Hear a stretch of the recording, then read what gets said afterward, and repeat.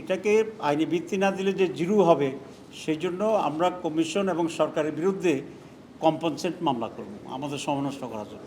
সবগুলো ইসলামী দল আমরা সকলেই একটা পূর্ণাঙ্গ পিয়ার চাই, সেটা হচ্ছে লোয়ার হাউসও পিয়ার, আপার হাউসও পিয়ার।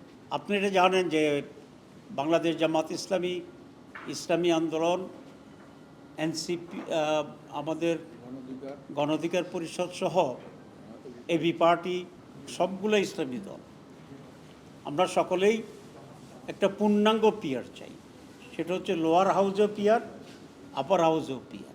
কেন চাই এটা আরেকদিন ব্যাখ্যা দিয়েছিলাম যে 54 বছরে ট্র্যাডিশনাল পদ্ধতিতে যে নির্বাচন হয়েছে বাংলাদেশে, সেই নির্বাচনে আমাদের কোনো সুখকর স্মৃতি নাই।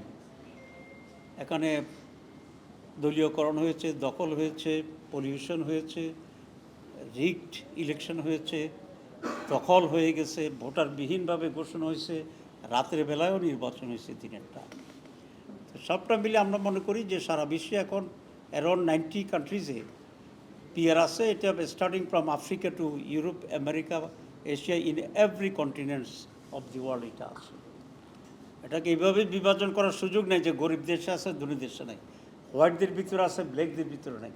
কারণ অল ওভার দি ওয়ার্ল্ড এখানে একটা এক্সপিরিয়েন্স আছে এবং প্রত্যেক বছরেই দুই একটা দেশে নতুন করে পিয়ার পদ্ধতিকে তারা অ্যাডপ্ট করতেছে সে সমস্ত জায়গায়। তো সংস্কার তো হচ্ছে, যতটুকুই হচ্ছে, আরও হইলে ভালো হতো। কিন্তু এই সংস্কারের বাস্তবায়নটাই তো হচ্ছে কথা। বাস্তবায়ন হলেও না, আপনার সারাদিন সারা রাত লেখাপড়া করলেন কিন্তু পরীক্ষায় কি আর হাজির হলেন না, তো তাহলে এই লেখাপড়ার কোনো দাম নেই। সারা রাত পড়লেন কিনা রামায়ণ, সকালবেলা উঠে গেলেন সীতা কার বাপ, তো তাইলে তো আর হইল না। ঠিক আছে, বাস্তবায়নটাই হচ্ছে ইম্পর্টেন্ট, আমরা যতটুকু ডিসিশন নেই কিনা। এখানে বিএনপির স্ট্যান্ড হচ্ছে যে এটার কোনো আইনগত ভিত্তি নাই, আমরা ভালো মানুষ, আমরা ওয়াদা করব, অঙ্গীকার করব, এবং অঙ্গীকার ওয়াদা ভঙ্গ করার তো কোনো প্রশ্নই আসে না, আমরা এতই ভালো দলগুলো।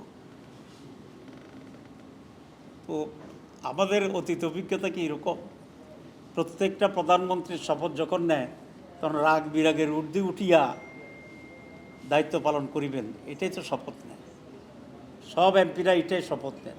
তো তাহলে 54 বছরে তো কেউ আর শপথ ভঙ্গ করে নাই, আপনাদের কি মনে হয়? তো যদি 54 বছরের শপথ ভঙ্গ করে একেবারে অফিসিয়ালি, তাইলে এখানে মাত্র আমরা গুডউইলের ভিত্তিতে অঙ্গীকারবদ্ধ হওয়ার ভিতরে এটার কোনো যথার্থতা নাই। এবং এটা আমরা এতদিন যা কাজ করছি, যদি এটা আইনি ভিত্তি না দেয় তাহলে এটি জিরো। এবং আমি বলেছি যে এটাকে আইনি ভিত্তি না দিলে যে জিরো হবে, সেই জন্য আমরা কমিশন এবং সরকারের বিরুদ্ধে কম্পেনসেট মামলা করব আমাদের সময় নষ্ট করার জন্য।